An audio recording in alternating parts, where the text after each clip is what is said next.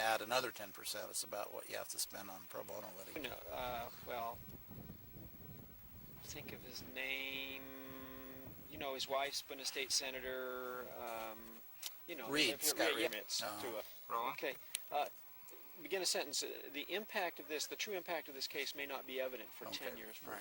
The true impact of this case may not be felt for 10 years or more. Events that are cultural changing events don't manifest themselves immediately, like Brown versus Board of Education, Gideon versus Wainwright, Dred Scott, Plessy versus Ferguson. Not that this case can be compared to those nationally important cases, but in a local way and in a regional way, this case will have a cultural impact of some consequence. And I think that that the outcome, I think, is inevitable, and that in every manifestation of Northwest life, we have re-engaged ourselves with America and with these great principles of freedom and democracy that we all cherish. And there will not be these schismatic groups that spend this enormous amounts of time arguing about basic American principles. That's an excellent point. That's an excellent point, because that's what they're doing. I've never thought of it in that context, Norm. Yeah. What they're trying to do is essentially kind of rewrite, they're trying to reconstruct after their own mythology the thoughts of the framers, aren't they? Absolutely. Yeah, sure. I never thought about that. Interesting point. They have, I was looking at pamphlets a moment ago that were written to eulogize George Washington to fit the political beliefs of and racist beliefs of the local Nazis. I mean, that's a stretch, and you can't do that, but that's what they've been trying to do for some time.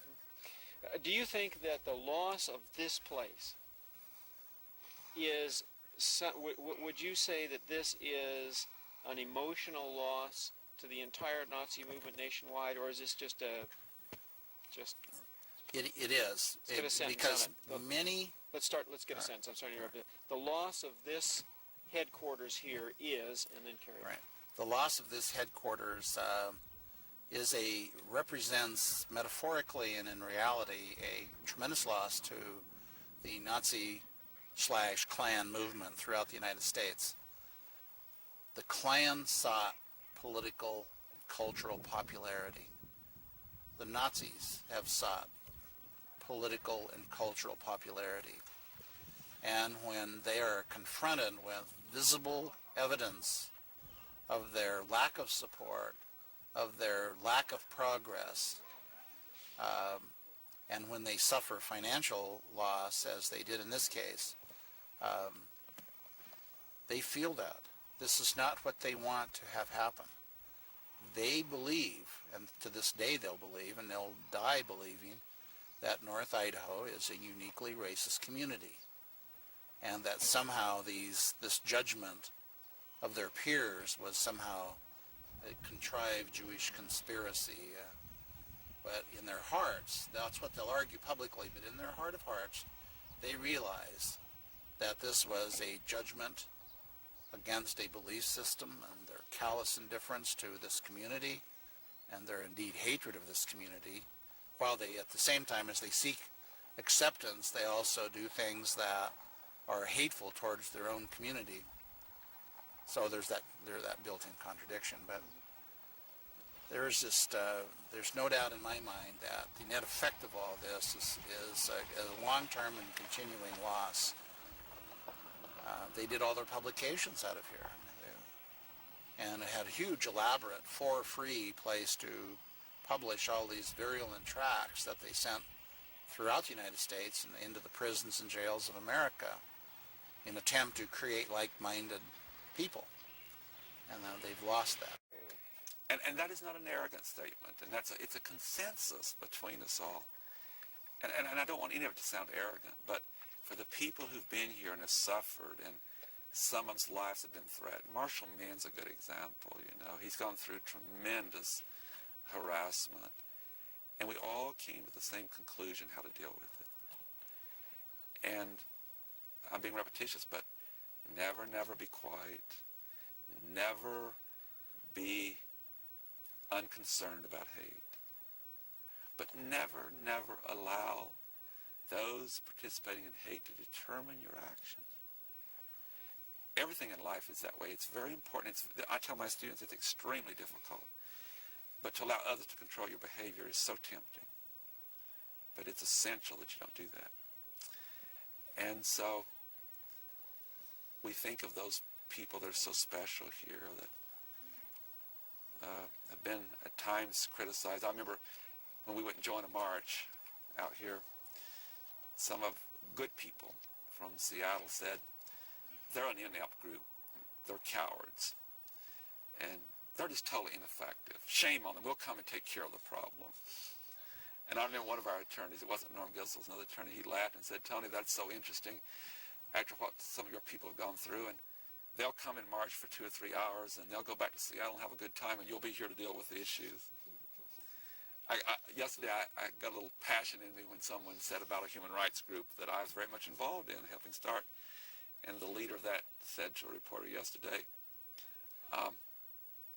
well, this might not even been a victory. They'll just set up somewhere else. I didn't take that well. Because, and the reason for it is that I feel so strongly about the people that have done so much. And there are different paths to human rights, but all I'm saying is this is going to be a teaching tool. My advice to young people would be to give serious consideration to this path of always being engaged, being involved.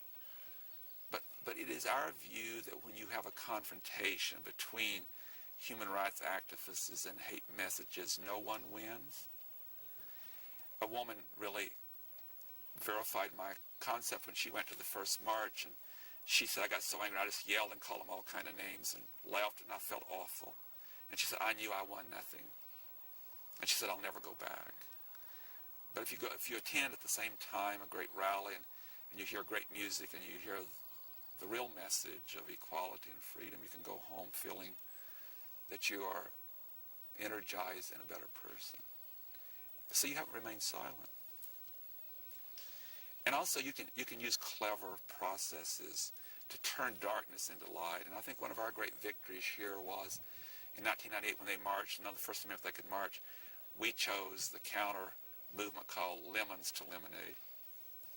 And I know that we had victory when we announced this and we said for every person who wishes to give us a pledge, so much per minute they march, we'll take all that money and take it into schools to teach diversity. Cut a second, wipe your mouth here and then start the lemons to lemonade again. Okay. Yeah, go. I think the project that illustrates best our philosophy of non-confrontation was our 1998 Lemons to Lemonade project, when the Aryans were going to march on Sherman, and they were trying to create an atmosphere of confrontation. In fact, they said to the media that we were too cowardly to be there. That convinced me we should not be there, other than the philosophy already held it. So we did the Lemons to Lemonade pledge, and individuals and corporations and organizations could pledge money. And I knew that it was a great move when I received 2 telephone calls from the Aryan Nations. The first one was that if you do this without a contract with us, we will sue you.